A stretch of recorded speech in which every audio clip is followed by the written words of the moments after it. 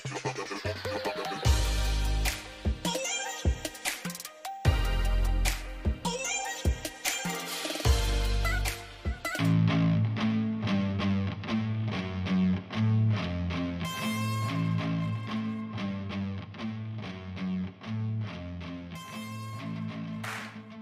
fatal Sintayong harus dibayar mahal, apakah STY sudah kehilangan daya magisnya? Sintayong melakukan blunder fatal yang berakibat timnas Indonesia gagal meraih status sebagai juara grup A. Meski meraih hasil positif dengan mengalahkan tim tuan rumah Filipina, tetapi pada akhirnya Thailand berhasil menyalip timnas Garuda di tikungan terakhir. Selama 90 menit jalannya pertandingan, beberapa kali terjadi pergeseran posisi di puncak klasemen, dan pada akhirnya gol Terasil Dangda di menit ke-90 memantapkan posisi Thailand di puncak klasemen. Thailand berhasil menaklukkan Kamboja dengan skor 3-1, sementara timnas Indonesia mengalahkan Filipina dengan skor tipis 2-1. Dengan hasil akhir ini, Thailand dan Indonesia sama-sama mengemas 10 poin. Hanya saja tim Gajah Perang unggul dalam hal selisih gol. Selanjutnya pada babak semifinal, Thailand menunggu lawan runner-up grup B dan timnas Indonesia akan menantang juara grup B. Baru kali ini timnas Indonesia meraih hasil kemenangan tetapi rasanya seperti menelan kekalahan. Hal ini disebabkan karena timnas Garuda punya kans untuk meraih predikat sebagai juara grup A. Tetapi kesempatan itu lepas begitu saja. Blunder Coach STY harus dibayar mahal, karena pada akhirnya timnas Garuda hanya menempati posisi runner-up grup. Dengan status sebagai runner-up grup A, besar kemungkinan timnas Indonesia akan menghadapi lawan kuat Vietnam. Vietnam yang di laga terakhir hanya melawan Myanmar, diprediksi akan meraih kemenangan dan keluar sebagai pemuncak klasemen grup B.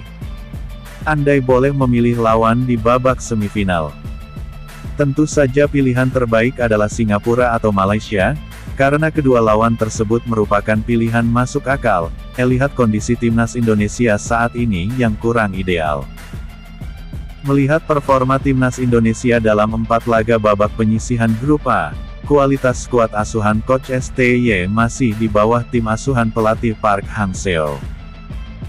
Bukan bermaksud pesimis atau meremehkan timnas Indonesia, tapi kita berbicara fakta dan realita di atas lapangan. Kalau masalah doa dan dukungan, 100% masyarakat Indonesia akan memberikan support maksimal kepada timnas Indonesia. Harapannya, siapapun lawan timnas Garuda di babak semifinal kita hajar. Lalu blunder apa yang dilakukan Coach STY saat melawan Filipina? Seusai laga lawan Filipina, dalam jumpa pers, Coach STY mengaku sangat kecewa dengan performa timnas Indonesia, meski pada akhirnya lolos ke semifinal. Coach STY kecewa karena para pemain menyia-nyiakan beberapa peluang emas yang tidak bisa bersarang ke gawang Filipina.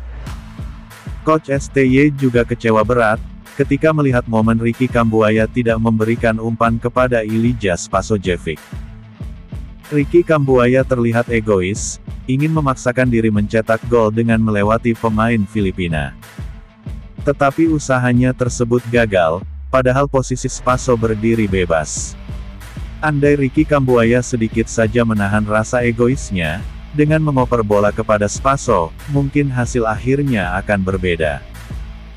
Sejak laga lawan Kamboja, hingga terakhir lawan Filipina, Coach STY menyadari bahwa kekurangan timnas Indonesia lemah dalam penyelesaian akhir. Tetapi kenapa hal ini terus saja berulang? Coach STY sebagai pelatih, bertanggung jawab atas masalah ini.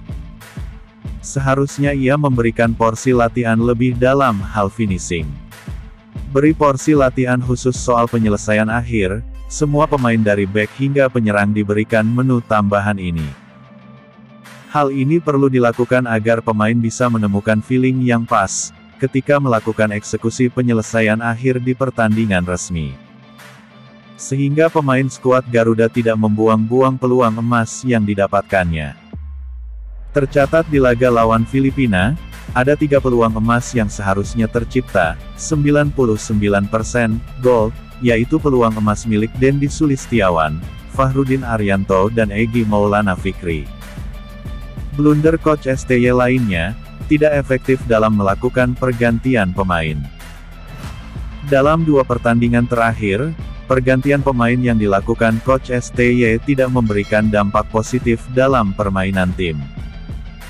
Saat lawan Thailand, ketika unggul 1-0 dan unggul jumlah pemain, perubahan taktik yang dilakukan Coach STY dengan memasukkan beberapa pemain pengganti tidak memberikan dampak kejutan. Hasilnya malah Indonesia kebobolan gol dan harus puas dengan hasil seri 1-1. Hal yang sama terjadi ketika melawan Filipina, saat posisi unggul 2-0 dan sedang menguasai jalannya pertandingan. Masuknya Egy Maulana Fikri dan Yaakob Sayuri malah mengendurkan serangan skuad Garuda. Hasilnya timnas Indonesia malah kebobolan di menit ke-83, melalui gol yang dicetak Jens Sebastian Rasmussen. Gol ini dicetak melalui sundulan yang gagal diantisipasi oleh Fahrudin Arianto dan Rizky Ridho. Dan proses gol ini, jadi blunder Coach STY berikutnya. Sejak awal pertandingan, pola permainan Filipina selalu mengandalkan bola lambung dan umpan silang. Seharusnya Coach STY memberikan instruksi kepada pemain belakang untuk menjaga wilayah sisi sayap pertahanan Indonesia agar pemain Filipina tidak mudah melepaskan umpan silang. Dan memberikan instruksi kepada Fahrudin Arianto dan Rizky Ridho untuk melakukan man-to-man marking kepada penyerang Filipina. Selain itu dalam situasi lawan Filipina, Coach STY harus berani memberikan kesempatan kepada Ramadan Sananta di babak kedua, karena pemain ini mempunyai kecepatan dan punya naluri mencetak gol. Melihat permainan Spaso dalam 3 laga saat lawan Kamboja, Brunei Darussalam dan Filipina, sangat terlihat jika Spaso kesulitan bermain dengan skema permainan yang diinginkan Coach STY. Sehingga memasukkan Spaso pada babak kedua bukan pilihan yang tepat.